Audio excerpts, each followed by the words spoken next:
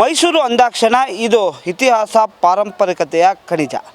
ಮೈಸೂರಿನಲ್ಲಿ ಹಲವಾರು ರೀತಿಯಾದಂತಹ ಇತಿಹಾಸಗಳು ಸಿಗ್ತವೆ. ಅದರಲ್ಲೂ ಮೈಸೂರಿನ ಅರಮನೆ ಆವರಣಕ್ಕೆ ಬಂದರೆ ಪ್ರತಿಯೊಂದು ದೇವಾಲಯ ಅಥವಾ ಪ್ರತಿಯೊಂದು ಕಟ್ಟಡವೂ ಕೂಡ ತನ್ನದೇ ಆದಂತಹ ಕಥೆಗಳನ್ನು ಶತಮಾನಗಳಿಂದ ಹೇಳ್ಕೊಂಡು ಬಂದಿದೆ. ಈಗ ನೀವು ನೋಡ್ತಾ ಇರ್ತಕ್ಕಂಥ ದೇವಸ್ಥಾನ ಏನಿದೆ, ಇದು ಕೋಡಿ ಸೋಮೇಶ್ವರ ದೇವಸ್ಥಾನ. ಈ ಕೋಡಿ ಸೋಮೇಶ್ವರ ದೇವಸ್ಥಾನ ಏನು ಸಾಕಷ್ಟು ಸಣ್ಣ ಪ್ರಾಕಾರಗಳಲ್ಲಿ ಇದ್ದರೂ ಕೂಡ ಇದರ ಇತಿಹಾಸವನ್ನು ಕೇಳೋದಾದರೆ ಸಾಕಷ್ಟು ರೀತಿಯಾದಂತಹ ಮೈ ರೋಮಾಂಚನಗೊಳ್ಳುತ್ತದೆ. ಯಾಕಂದರೆ ಯದುವಂಶದ ಸ್ಥಾಪನೆಗೆ ಈ ದೈವವು ಕೂಡ ಪ್ರೇರಣೆ ಅಂತ ಹೇಳಿದ್ರು ಕೂಡ ತಪ್ಪಾಗಿಲ್ಲ.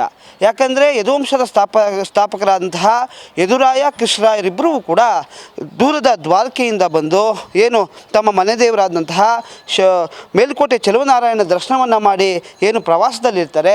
ಆಗ ಈ ಏನು ದೊಡ್ಡಕೆರೆ ಕೋಡಿಯ ಭಾಗದಲ್ಲಿರುವಂತಹ ಈ ಒಂದು ಸೋಮೇಶ್ವರ ದೇವಾಲಯದಲ್ಲಿ ಏನು ಉಳ್ಕೊಳ್ತಾರೆ.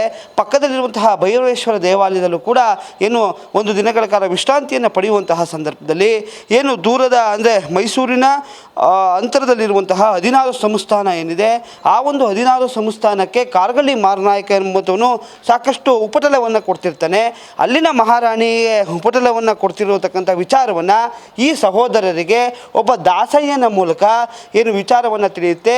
ಹಾಗೂ ಈ ಕೋಡಿ ಸೋಮೇಶ್ವರ ಏನು ಪ್ರೇರಣೆಯನ್ನು ಕೊಡ್ತಾರೆ, ನೀವು ಆ ಒಂದು ಮಹಾರಾಣಿಗೆ 16ನಲ್ಲಿರುವಂತಹ ಮಹಾರಾಣಿಗೆ ಸಹಾಯವನ್ನು ಮಾಡಿ ಅಥವಾ ಕಾರ್ಗಳ್ಳಿ ಮಾರನಾಯಕನನ್ನು ಸಂಹಾರವನ್ನು ಮಾಡಿ ನಿಮಗೆ ಒಂದು ಉತ್ತಮವಾದಂತಹ ರಾಜತ್ವ ಸಿಗುತ್ತೆ ಎನ್ನುವಂತಹ ಪ್ರೇರಣೆ ಅಥವಾ ಕನಸು ಈ ಒಂದು ಕೋಡಿ ಸೋಮೇಶ್ವರ ದೇವಾಲಯದಲ್ಲಿ ಯದುವಂಶಸ್ಥರಿಗೆ ಸಿಗುತ್ತೆ.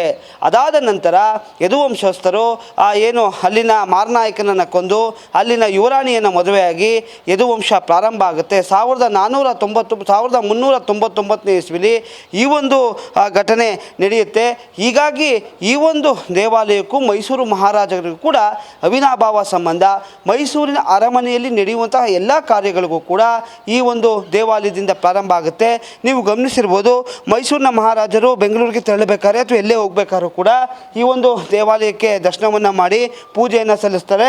ಹಾಗೂ ಅಲ್ಲಿರುವಂತಹ ಕೋಡಿ ಸೋಮೇಶ್ವರ ದೇವಾಲಯ ಏನಿದೆ, ಇದು ಕೂಡ ಸಾಕಷ್ಟು ರೀತಿಯಾದಂತಹ ಮಹತ್ವವನ್ನು ಕೊಡ್ತದೆ. ಯಾಕಂದರೆ ಇಲ್ಲೂ ಕೂಡ ದೇವಾಲಯದಲ್ಲಿ ಪೂಜೆಯನ್ನು ಸಲ್ಲಿಸ್ತಾರೆ. ಹಾಗೂ ಆಯುಧ ಪೂಜೆ ಅಥವಾ ಏನು ಶರನ್ನವರಾತ್ರಿ ಪ್ರಾರಂಭ ಆಗುತ್ತೆ. ಈ ಒಂದು ಕಾಣ್ತಿರುವಂತಹ ಬಾವಿಯಲ್ಲಿ ಕಳಶ ಪೂಜೆಯನ್ನು ಮಾಡಿ ಆ ಒಂದು ಆಯುಧಗಳನ್ನು ಸ್ವಚ್ಛಗೊಳಿಸುವಂತಹ ಕೆಲಸವನ್ನು ಕೂಡ ಮಾಡುತ್ತೆ. ಹೀಗಾಗಿ ಶತಮಾನಗಳಿಂದನೂ ಕೂಡ ಮೈಸೂರು ರಾಜವಂಶಸ್ಥರನ್ನು ಕುಲದೇವತೆ ಚಾಮುಂಡೇಶ್ವರಿಯ ಜೊತೆಗೆ ಈ ಕೋಡಿ ಸೋಮೇಶ್ವರ ಹಾಗೂ ಈ ಕೋಡಿ ಭೈರವೇಶ್ವರ ಕಾಯ್ತಾ ಬಂದಿದ್ದಾರೆ.